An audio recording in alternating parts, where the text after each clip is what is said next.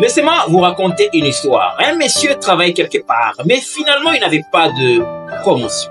Alors il s'est plaigné. Le PDG de l'entreprise, un jour il va l'appeler pour lui dire: viens, je t'envoie dans la pièce X, tu vas y entrer et tu vas trouver la personne qui s'arrange pour que tu ne puisses jamais avoir des promotions, pour que tu ne puisses jamais être promu, pour que tu ne puisses jamais avancer. Alors le monsieur était tellement curieux, il s'est dit: ah, si vraiment, je vais croiser cette personne qui fait à ce que je ne puisse pas avancer. Il est arrivé dans cette pièce. Quand il était à l'intérieur, il était en face d'un miroir. Et il y avait une mention juste à côté.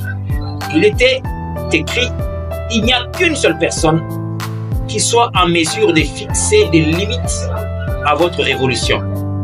Et cette personne, c'est vous. C'était la mention qui était écrite et il était en face du miroir, il se regardait. Alors il avait réalisé vraiment qu'il y était lui-même pour beaucoup par rapport à son évolution. Alors vous êtes la seule personne qui peut révolutionner votre vie. Je dis bien la seule qui peut influencer votre bonheur. Je dis la seule qui peut affecter et intervenir pour rendre réel votre succès. La seule personne. Vous êtes la seule personne qui peut vous aider. Vous demandez à ce que l'on vous aide, mais apprenez à vous aider d'abord vous-même. On ne vous aide pas parce que vous ne savez pas vous aider. Et si vous arrivez à vous aider, vous pouvez facilement déclencher des processus, des influences naturelles pour que vous puissiez facilement être propulsé. C'est possible. En fait, la relation la plus importante que vous pouvez avoir est celle que vous avez avec vous-même.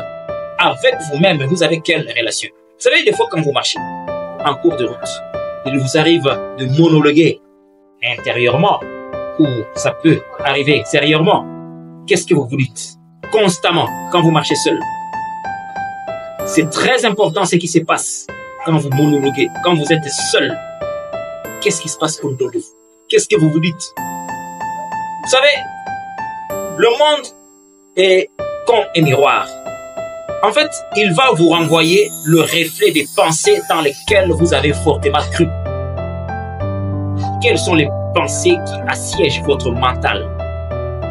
Vous devez faire très attention parce qu'il est dit en Philippiens 4:8 que tout ce qui est bon, que tout ce qui est aimable, que tout ce qui est vertu, que tout ce qui est positif soit l'objet de vos pensées. Pourquoi?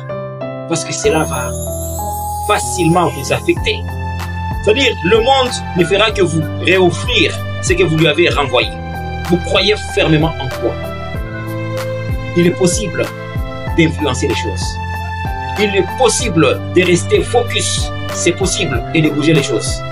Vous savez, quand vous lisez Exode 34 verset 29, vous voyez Moïse, après qu'il ait passé 40 jours et 40 nuits en présence de l'Éternel, quand il revenait du mont Sinaï, on ne pouvait pas le regarder en face. Il y avait quelque chose qui s'est dégagé.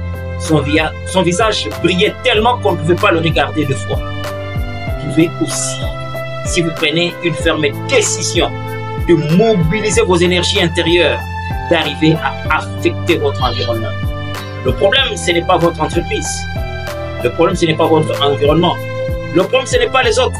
Le problème, c'est vous. Si vous déployez suffisamment de l'énergie intérieure, quelque chose va transpercer l'extérieur et vous pouvez être très marquant.